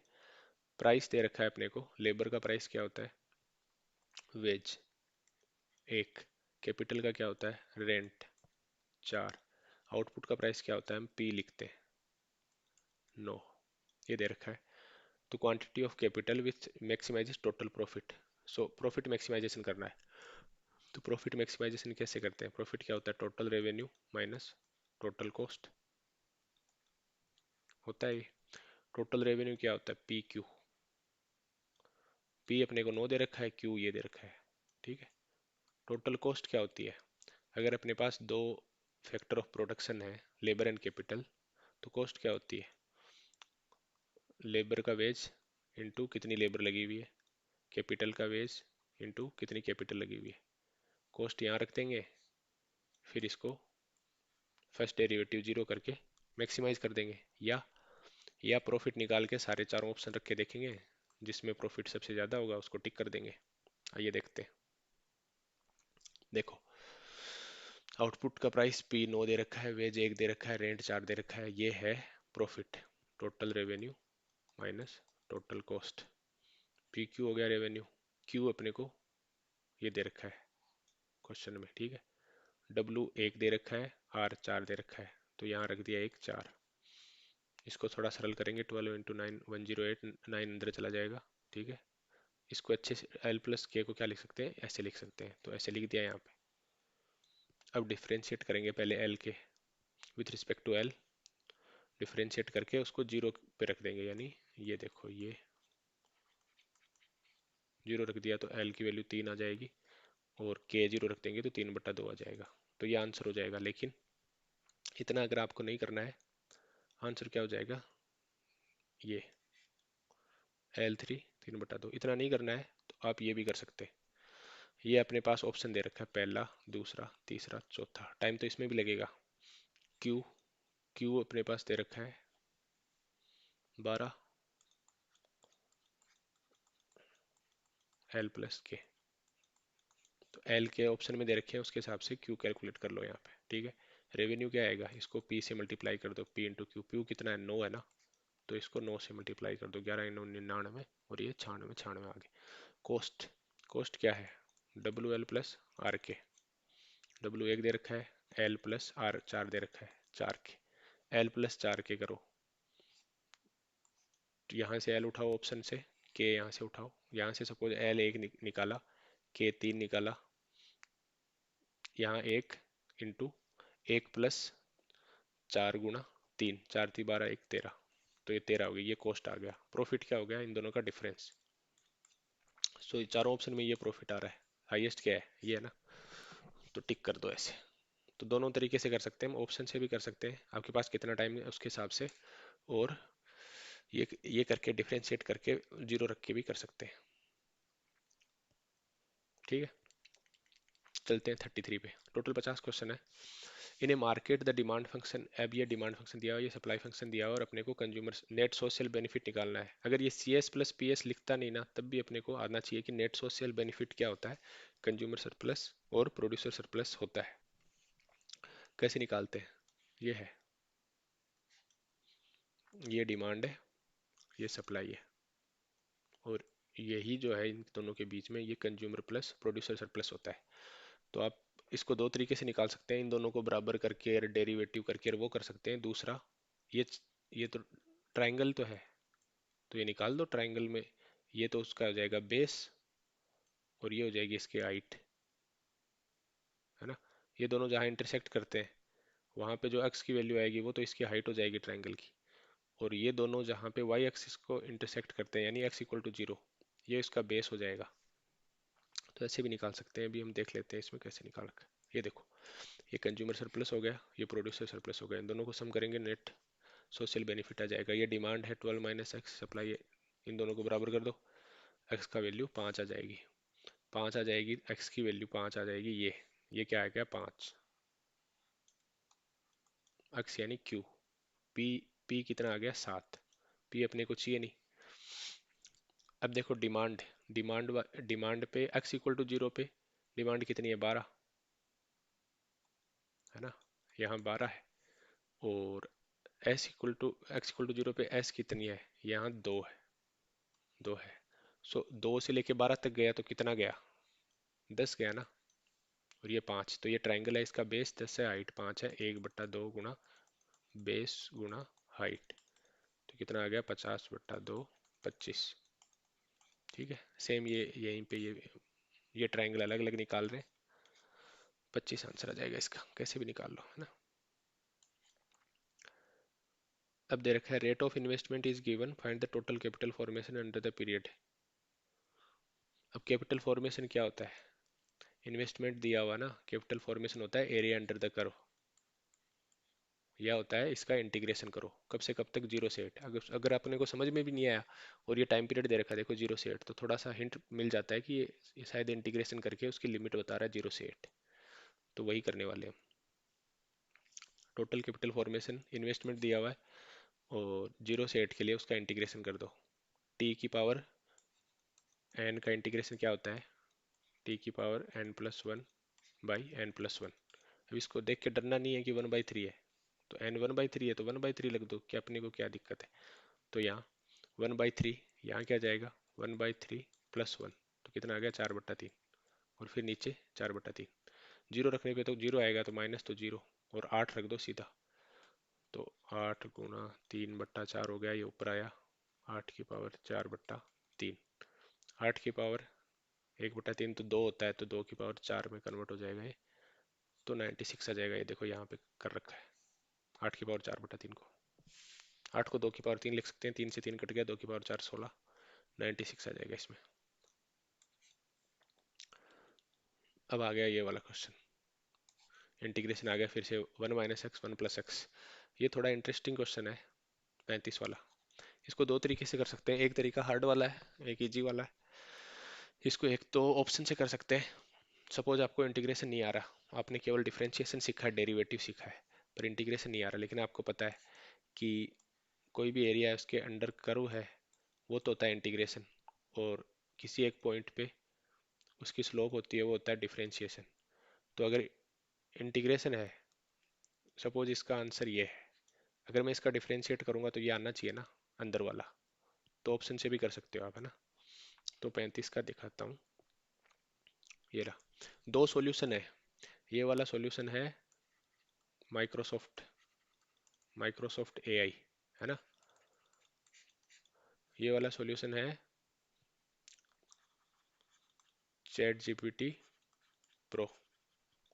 ठीक है, आप भी एआई यूज कर सकते हो, बस एआई का ये प्रॉब्लम है कि एआई 95 to 99% एक्यूरेसी दे सकती है कुछ चीज़ों में, लेकिन जो 1% इनएक्यूरेट देगी ना, उससे आपका प्रॉब्लम हो सकती है। तो उसको हमेशा एआई को वेरीफाई करें। ठीक है, तो यहाँ पे मैं वेरीफाई करके लाया हूँ, दोनों आंसर सही है।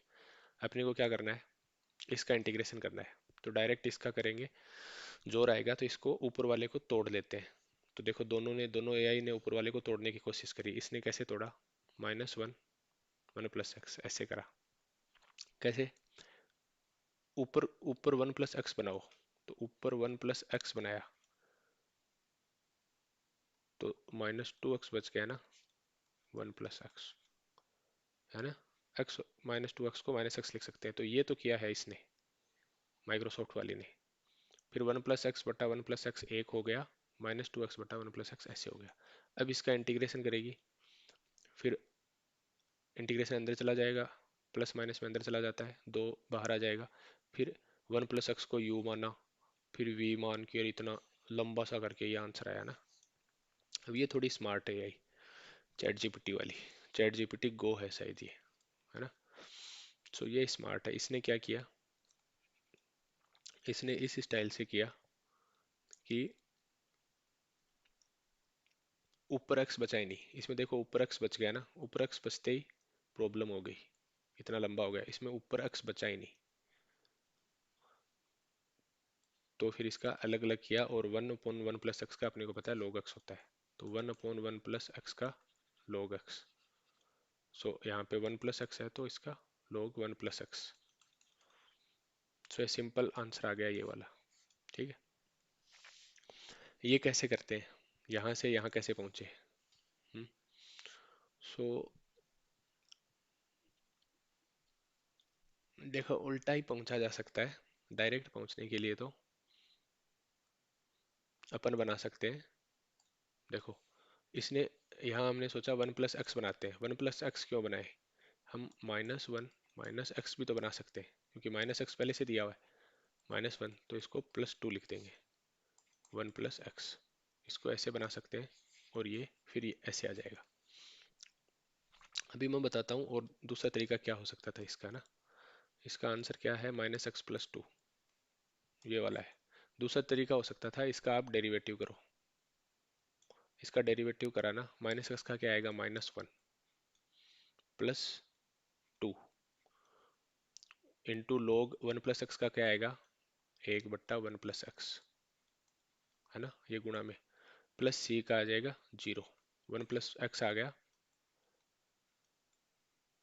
लघुत्तम, क्या बोलते हैं उसको। फिर -1 - x प्लस, ये गुणा में 2 × 1 तो 2, 2 और -1 बच्चा 1, 1 - x 1 + x। ये देखो कितना आसानी से आ गया ना, मैच हो गया। लेकिन इनमें चारों का निकाल के देखना पड़ेगा। अगर आपको इंटीग्रेशन नहीं आता तो चारों का डेरिवेटिव निकाल के देख सकते हो। अब 36 का क्वेश्चन है, ये क्वेश्चन हो गया बोनस। बोनस इसलिए हो गया, इसमें मिसप्रिंट हो गई। ठीक है, log x dx का कैसे होता है अभी देख लेते हैं log x dx का। ये 36वां क्वेश्चन है एपी 2023 आरपीएससी एपी 2023 में एग्जैक्ट सेम क्वेश्चन आया था, बस इसमें ln लिखा हुआ है और इस बार लिख दिया log x। तो इसका आंसर होगा x log x minus X plus C. ये आंसर आएगा इसका ना। पहले मैं आंसर बता देता हूँ, x log x minus X plus C. इसको क्या लिख सकते हैं, x कॉमन लिया, log x minus one plus C, ये लिख सकते हैं। तो पिछली बार तो ये आंसर था ना, ये वाला। और इस बार क्या किया उन्होंने, इस बार गड़बड़ कर दिया। ये ब्रैकेट है ना, ये गलत लग गया ब्रैकेट। x log x, हाँ आरपीएससी चाह रही है कि ये आंसर हो, लेकिन ये ब्रैकेट गलत लग गया ना, ये तो पूरे log का ही हो गया। होना ये चाहिए था, ये जो ब्रैकेट है ना, ये यहाँ लगना चाहिए था। हिंदी वाले में देख लो, ये जो ब्रैकेट है ना, ये यहाँ लगता ना, x log x minus one plus C, तब ये सही होता। अभी इसमें से कोई आंसर सही नहीं है, तो ये हो गया बोनस। लग आ रहा है। अब ये होता कैसे है, चलो बोनस तो हो गया, लेकिन अगर एक्चुअली में करना होता तो इसको कैसे करते हैं। तो एक तो वो तरीका है कि भाई मेरे को इंटीग्रेशन नहीं आता, मैं तो डेरिवेट करूंगा। तो इसको डेरिवेट करके आप निकाल सकते हो, X L N X minus X plus C. इसको डेरिवेट करोगे, ये u बन जाएगा, ये v बन जाएगा। u ऐसा का ऐसा v का 1/x प्लस u का 1 हो जाएगा, इसका L N X minus one. X X से कट कट गया, एक बचा, one plus L N X minus one. ये भी ये कट गया, देखो एल एन एक्स आ गया। सिंपल, इतना फास्ट। तीन स्टेप में दो तीन का करके देखोगे, इनका डेरिवेटिव करोगे तो ये एल एन एक्स आ जाएगा। और इंटीग्रेशन करना है तो इसको log x गुणा एक मानेंगे। और ये फर्स्ट फंक्शन हो गया log x, सेकंड फंक्शन हो गया एक। और u एंड v का इंटीग्रेशन का f और gx, ये इंटीग्रेशन जैसे डिफरेंशिएशन में होता है वैसे इंटीग्रेशन में भी ये होता है। f और gx में ये होता है, fx को छोड़ दो, gx के अंदर चला गया इंटीग्रेशन, माइनस f डेस x और फिर gx इनका इंटीग्रेशन। सो ये इतना बड़ा बड़ा ऐसे ऐसे करोगे तो लास्ट में ये आएगा। सॉल्यूशन ये है। इंटीग्रेशन नहीं सीखना है तो ऑप्शन से डेरिवेशन सीखो। लेकिन ये हो गया बोनस। ठीक है, 36 37 पे चलते हैं। 37 है क्या इसका, 37 नहीं है, 37 गेम थ्योरी का है, छोड़ देते हैं। 39 40 मैथ्स स्टेट्स के देख रहे हैं ना हम। ये वाला भी थोड़ा सा ट्रिकी क्वेश्चन है। गलत हुआ होगा ये, क्योंकि इन्होंने बाप बेटे दोनों का नाम दे दिया, और ये न्यूमन का तो देते ही हर बार। Who coined the term primal in linear programming. Linear programming में प्राइमल किसने दिया, ये देखो। पिछली बार क्या आया था, ये है एपी 2023, आरपीसी की बात कर रहा हूँ। पिछली बार ये क्वेश्चन आएगा, हु इज द, ये क्वेश्चन आया था, who is the originator of duality theorem. So दो तीन जगह सर्च करा, मिल नहीं रहा था ये, तो फाइनली ये मिला कि जो डुअलिटी है वो तो करी थी भाई साहब न्यूमैन ने। तो इसका तो हो गया न्यूमैन। फिर ये है बाप बेटे। अब इनमें से बाप कौन सा है, 39 में बाप है थॉमस डेंचिंग। तो ये है तोबियस, ये तो है बाप, डैडी बोल देंगे इसको। और ये है इसका बेटा, है ना। तो बेटे ने क्या किया है, बेटे को वैसे फादर बोलते हैं, है वो बेटा। जैसे टी बड़ा है ना जी से, ऐसे याद रखना। लेटर में देखा जाए तो टी, दोनों दैंचिग दैंचिंग है, दोनों के दोनों। अब फादर ऑफ लीनियर प्रोग्रामिंग क्या होगा, जी बी डी। जी छोटा है तो ये बेटा है। Who developed the simplex method and collaborated. और न्यूमैन ने डुअलिटी दिया, और उसके साथ न्यूमैन के साथ इसने कोलैबोरेट किया। ठीक है। और इसका जो बाप था टी वाला, ठीक है, उसने क्या दिया, प्राइमल और डुअल दिया इसने। तो ये देखो, इसके बाप ने प्राइमल डुअल दिया, इसके पापा जी ने।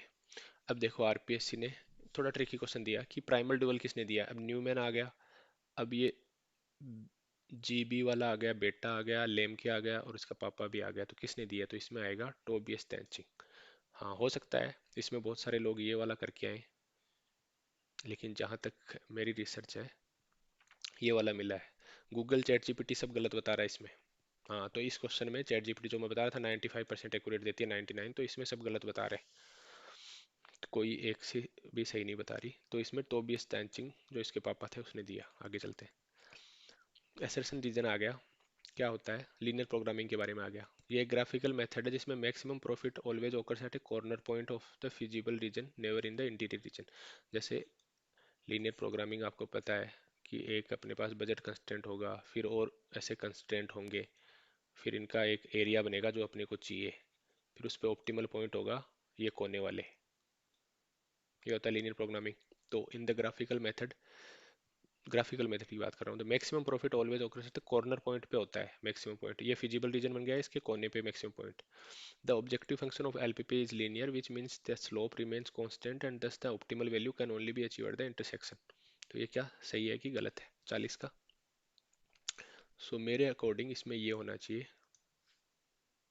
ठीक है। हम्म, कि ये सही है और सही एक्सप्लेन कर रहा है कि ये लीनियर होता है इसलिए कॉर्नर पे सॉल्यूशन होता है। नेक्स्ट पे चलते हैं।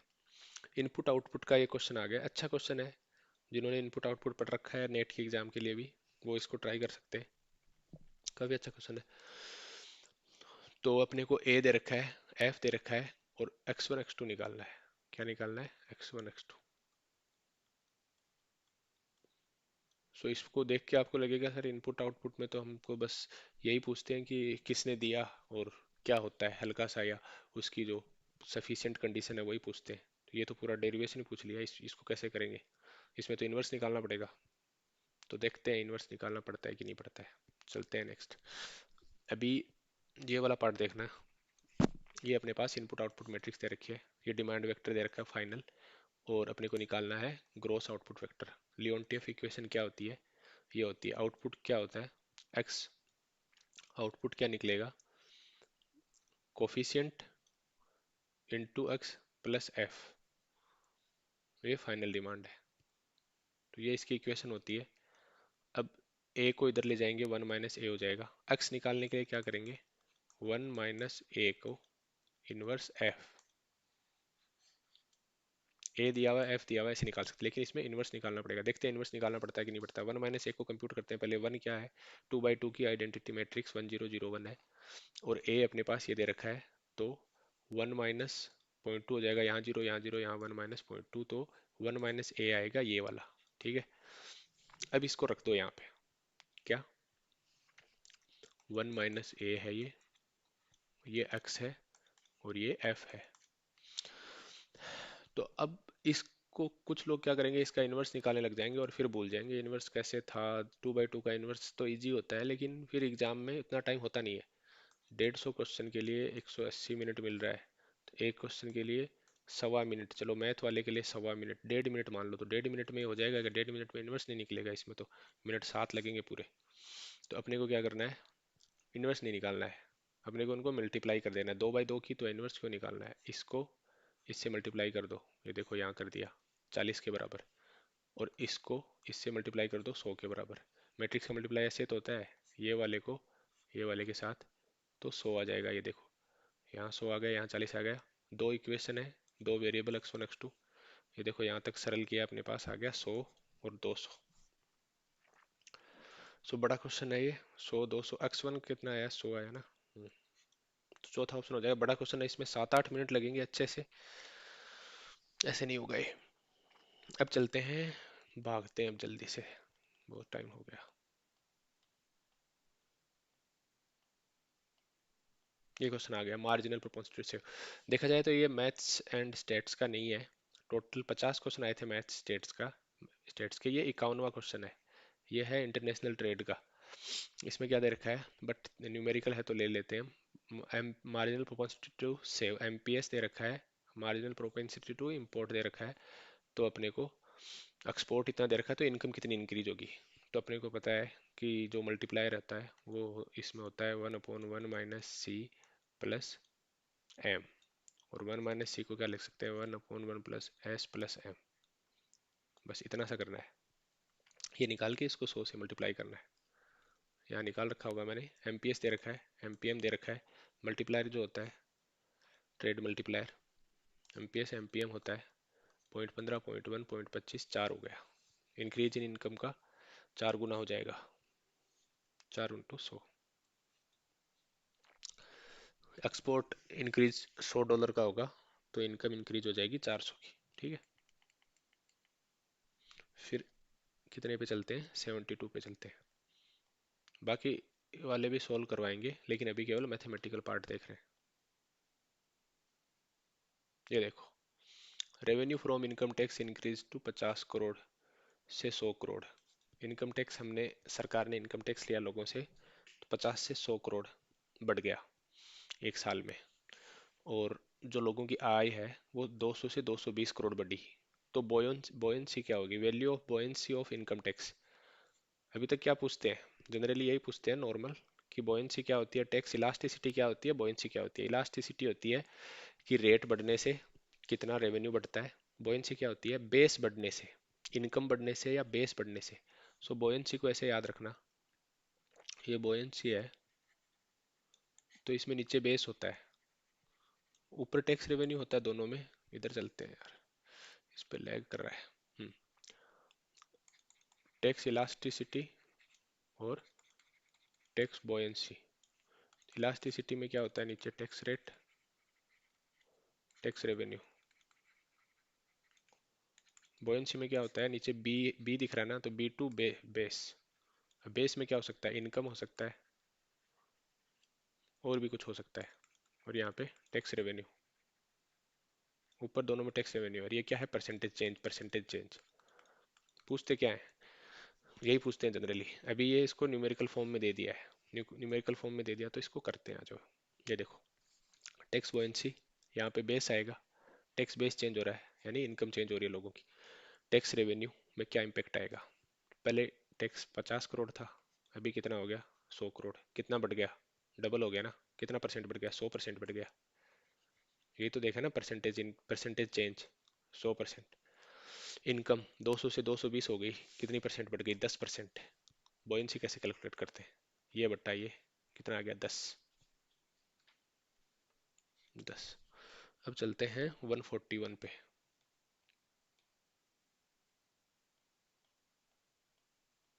बहुत दूर है क्या 141।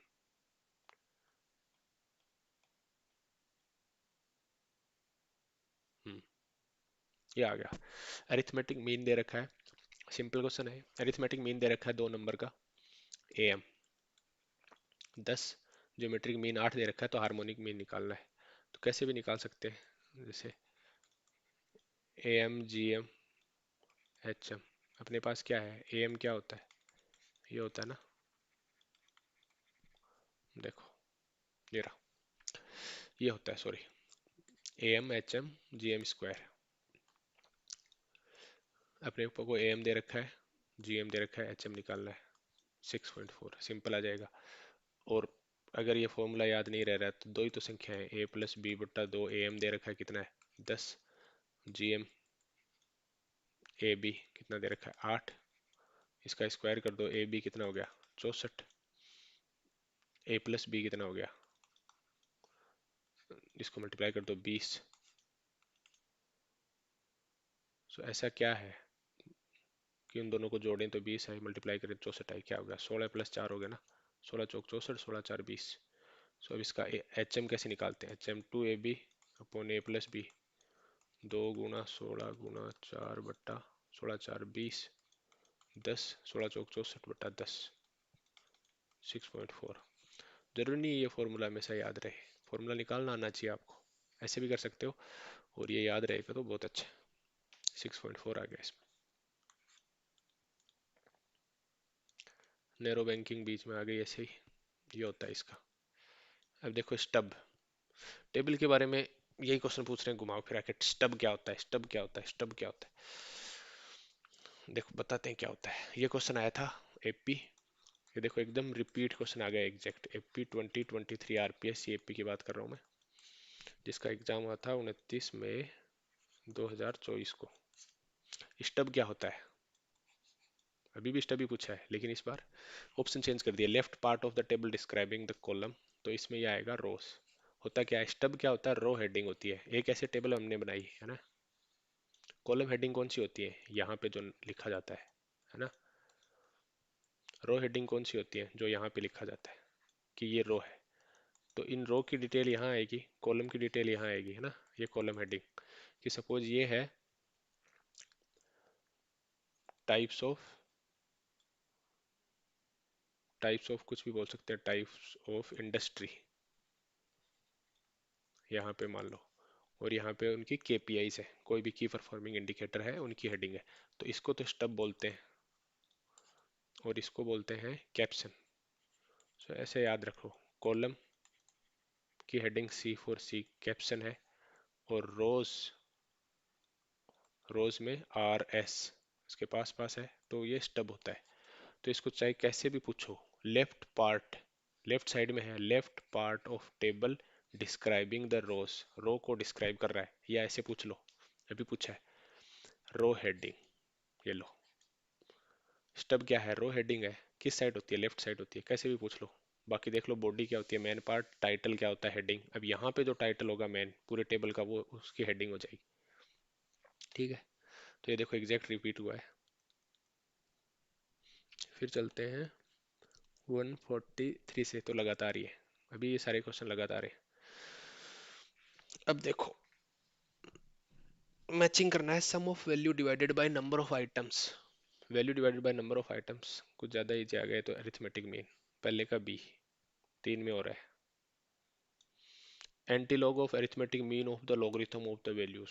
आप सोच रहे हो ये क्या है, ये ज्योमेट्रिक मीन है, अभी बताता हूँ क्या है। डी, तो इसमें थर्ड हो जाएगा, 144 में थर्ड हो जाएगा ना। फिर square root of arithmetic mean of square of values, इसको बोलते हैं रूट मीन स्क्वायर। ये जो चीज़ है ना, इसको RMS रूट मीन स्क्वायर भी बोलते हैं, या इसको क्वाड्रेटिक मीन भी बोलते हैं। फिर reciprocal of arithmetic mean of reciprocal of values, ये आपको पता है हार्मोनिक मीन होता है, हार्मोनिक यानी ऐसे लेते हैं 1/A+1/B/2, कि उल्टा करके अरिथमेटिक मीन लेके उसका उल्टा कर दो, तो ये मिल जाता है 2AB/A+B। ये तो बहुत लैग कर रहा है। हाँ, 144 वाला बता देता हूँ यहाँ पे क्या था। ये वाला जो स्टेटमेंट है, antilog of arithmetic mean of logarithm, ये ज्योमेट्रिक मीन कैसे हुआ ना। ज्योमेट्रिक मीन एंटीलॉग लिया है ना, ऐसे लिख देते हैं इसको। एंटीलॉग किसका लिया, antilog of arithmetic mean of the logarithm values. अब लॉगरिथम वैल्यू है, दो वैल्यू हैं A और B, log A plus log B,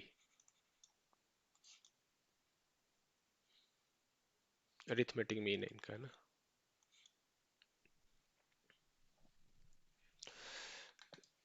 anti log लेना है ना, तो log A, log का आपको पता है ना, log AB क्या होता है, log A प्लस B होता है। तो यहाँ पे क्या हो जाएगा, log AB लिख सकते हैं, और फिर log इनवर्स से log कट जाएगा, तो ये AB हो जाएगा। तो ये ज्योमेट्रिक मीन हो गया ना, मल्टीप्लाई हो गया, तो ऐसे कुछ कर रखा है। फिर आते हैं, arithmetic mean is always greater than और greater than the harmonic mean. So अपने को पता है AM greater than equal to GM greater than equal to HM होता है। So positive numbers, so equal होता है जब दोनों जो संख्याएं हैं वो बराबर हो। जैसे, हाँ, जैसे अपने होता है ना AM greater than equal to GM greater than equal to HM, और ये जो GM है वो होता है GM स्क्वायर AM HM, जो अभी देखा था हमने। तो ये इक्वल कब होता है, जब दोनों संख्याएं A हो, तो ये सारे मीन इक्वल हो जाएंगे। लेकिन दोनों संख्या जब A और B हो ना, नंबर्स दे रखे हैं ना इसने, तो हमेशा AM greater than equal to HM होगा। तो पॉजिटिव नंबर्स लिखा हुआ है, तो ये स्टेटमेंट सही है। Arithmetic mean gives equal weight to all values while harmonic mean gives more weight to smaller values. उल्टा कर देते हैं ना हम, 1/A हार्मोनिक में, तो जो बड़ा था वो अपने आप छोटा हो जाएगा ना, जो छोटा था वो बड़ा हो जाएगा, तो ज़्यादा वेट हो जाएगा, तो ये भी सही है। तो 145 में हो जाएगा 1। मैच करने। क्या करेक्ट मैच नहीं है?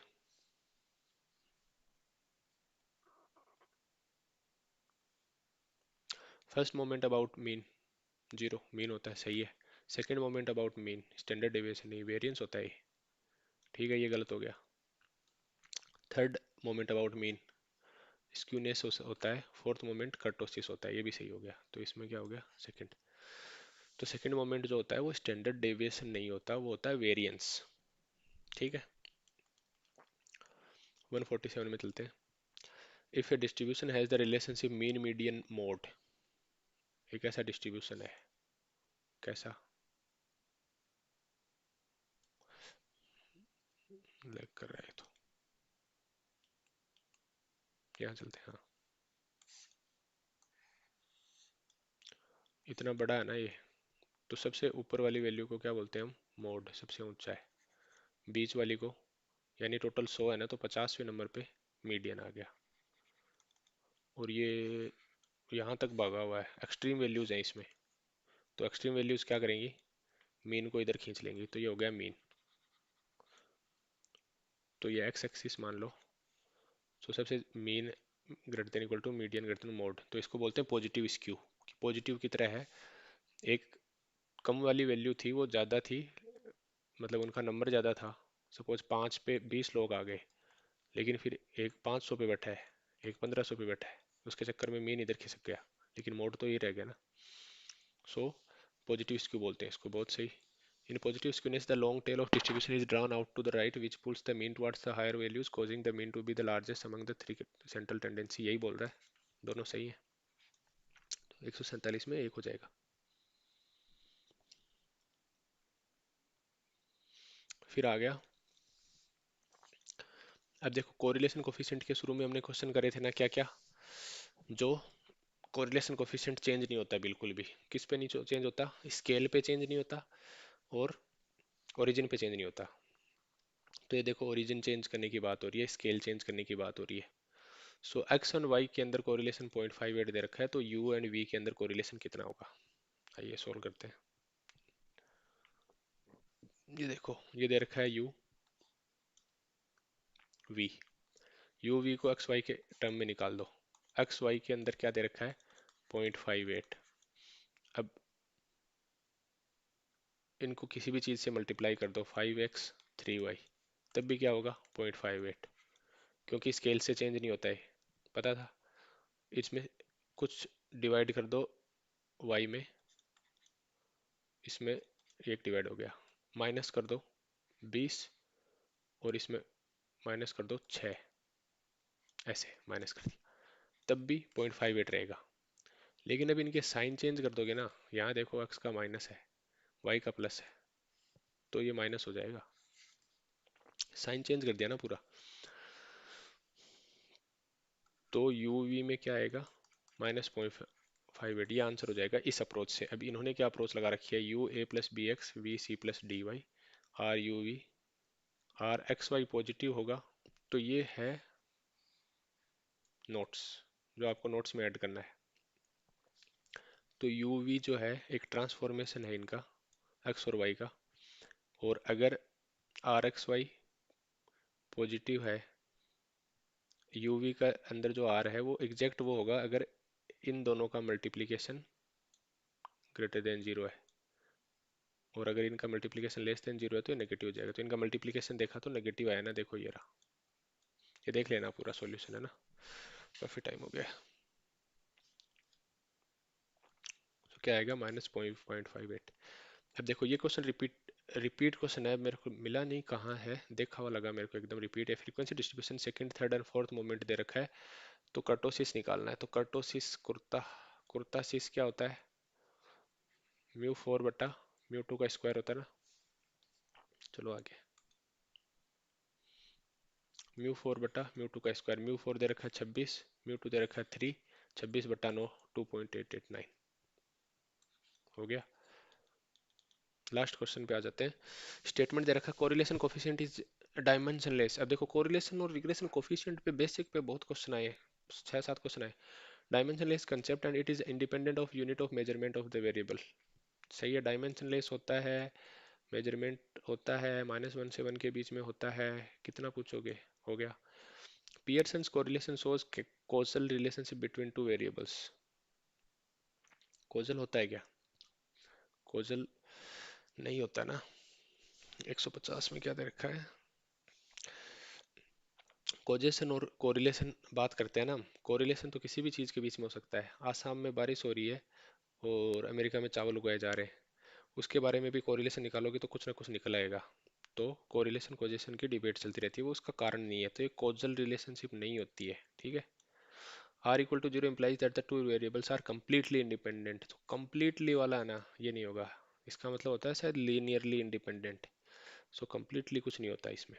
आर ये लीनियर कोरिलेशन देखता है। R equal to zero linear correlation देखता है, तो लीनियरली कोरिलेशन नहीं होगा। आर इक्वल टू जीरो का मतलब है लीनियरली कोरिलेशन नहीं होगा, लेकिन कंप्लीटली इंडिपेंडेंट नहीं कर सकते। हो सकता है वो किसी और डायमेंशन में डिपेंडेंट हो, लीनियरली क्या बोल रहा हूँ मैं, रेखिक के अलावा। The magnitude of correlation coefficient indicates the strength of the linear relationship between the variable. अब 1 के पास है तो पॉजिटिव, मतलब कितना मैग्नीट्यूड है। 1 के पास है तो मतलब बहुत ज़्यादा कोरिलेशन, 0 के पास है मतलब बहुत कम कोरिलेशन है। कौन सा correlation? Linear correlation, linear dependence. Completely independence की बात नहीं हो रही है। तो ये भी सही हो गया, 1 4 सही हो गया, पहला सही। ठीक है। अब आ जाओ इधर। Hmm correlation coefficient dimension is correct, correct not necessarily independence. देखो 0 का मतलब होता है नो लीनियर रिलेशनशिप। सो अभी हमने क्या करें, 51 क्वेश्चन करवाए हैं। किससे करवाए हैं? RPSC, AP, paper 2। पेपर 2 में स्टैट्स और मैथ्स के 51 क्वेश्चन करवाए हैं। ठीक है। आपको पीडीएफ चाहिए तो चौधरी इकोनॉमिक्स टेलीग्राम चैनल पे जाओ, लिंक डाल दूंगा मैं डिस्क्रिप्शन में और फर्स्ट पिन कमेंट में। और ये वाले सारे रिसर्च किए हुए क्वेश्चन है, इनमें कहीं भी कोई भी गुंजाइश नहीं है चेंज होने की। फिर भी कुछ भी हुआ तो मैं पिन कमेंट में डाल दूंगा, कोई भी एडिट हुआ। उसके अलावा अगर आपको इस पेपर का बाकी 100 क्वेश्चन का सॉल्यूशन चाहिए या फर्स्ट पेपर का भी चाहिए तो आप बोल सकते हैं, उसकी भी कोशिश करेंगे। होप होपफुली आपको मज़ा आया होगा और कुछ सीखने को मिला होगा। मॉडरेट टू इजी क्वेश्चंस हैं और आपको 75% तो इसमें सही होने ही चाहिए। ठीक है। Thank you. अगर यहाँ तक बने हुए हो, अगर आपको अच्छा लगा है तो सब्सक्राइब कीजिए, शेयर कीजिए। Thank you so much.